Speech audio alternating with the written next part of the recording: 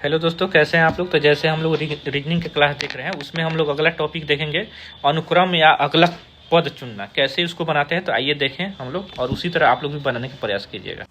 चलिए तो आइए देखते हैं सवाल के बारे में। तो जैसे दिया है ZBY, फिर अगला है XDW, फिर UGT, फिर QKP है। तो अगला टर्म क्या होगा। तो ऐसे सवाल जब भी आता है तो उसको क्या करते हैं हम लोग, इस टाइप से ABCD लिखते हैं। देखिए बनाने का सबसे बढ़िया तरीका है, A से M तक जाएंगे, फिर N से Z तक। EJOT या बाकी सब याद करने का इसमें लफड़ा है ही नहीं कि कितना पर कौन आएगा।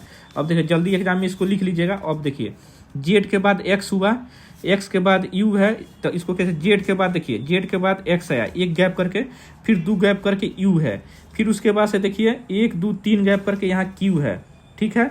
अब देखिए अगला क्या आएगा, तो 1 2 3 4 गैप करके L आएगा। तो L लिख लेंगे, L इसमें 2 गो में है, तो इसको काट देंगे, E काट देंगे। अब आइए B के बाद देखिए C तब D है, एक गैप करके D है, फिर 2 गैप करके G है, फिर 1 2 3 गैप करके K है, तब 4 गैप करके 1 2 3 4 गैप करके क्या आएगा, इसमें P आएगा। ठीक है। तो देखिए L के बाद P किस में है, तो इसमें है, तो पहला हो जाएगा। ठीक है। जैसे K के बाद 4 1 2 3 4 गैप करेंगे P, तो पहला ऑप्शन निकल गया। उसी तरह ये अब अगला में हम लोग देखते हैं, X B C है, फिर WFG है, VJK है। तो अगला टर्म क्या होगा, ठीक है, इसमें देखना है हम लोग को। तो देखिए X के बाद देखिए X के बाद W है, W के बाद V है, V के बाद U वाला कौन है, तो U वाला इसमें एक ही है, तो एक ही हम लोग का आंसर हो जाएगा। ठीक है, ध्यान से आप लोग देख रहे हैं। फिर इसी तरह सेम ये अनुपात समानुपात है, इस क्वेश्चन को अभी छोड़ दीजिए, ये अनुपात समानुपात वाला आएगा तो हम लोग बताएंगे। अगला सवाल पर आते हैं। देखिए चौथा नंबर ABC है, फिर CEF है, FIG है, फिर खाली जगह OTK है। तो इसमें कैसे बनेगा, इस पर आइए।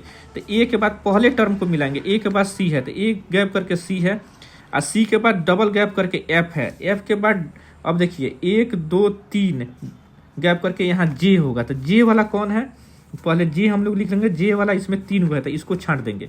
अब देखिए B के बाद E है, तो B के बाद 1 2 डबल गैप करके E है, E के बाद 1 2 3 गो गैप करके I है, तो अब 4 गो गैप 1 2 3 4 गो गैप करके N होगा। तो J के बाद N किस में है, तो इसमें है, तो आंसर हो गया। समझ में आ रहा है ना कैसे बता रहे हैं आप लोग को। चलिए और पांचवा सवाल देखते हैं। तो CDF है, DEF है, EF है, H है। तो इसको कैसे बना, C के बाद D, D के बाद E, E के बाद क्या आएगा यहाँ पे F आएगा, D के बाद E है, E के बाद F है, F के बाद क्या आएगा G आएगा, और F के बाद G है, G के बाद H है, तो H के बाद क्या आएगा I आएगा। तो FGI यानी D नंबर ऑप्शन हो गया। समझ गया। तो आशा करते हैं आप लोग को वीडियो काफ़ी समझ में आया होगा। इसको ध्यान से देखिएगा और बार बार अभ्यास कीजिएगा। तब तक के लिए धन्यवाद।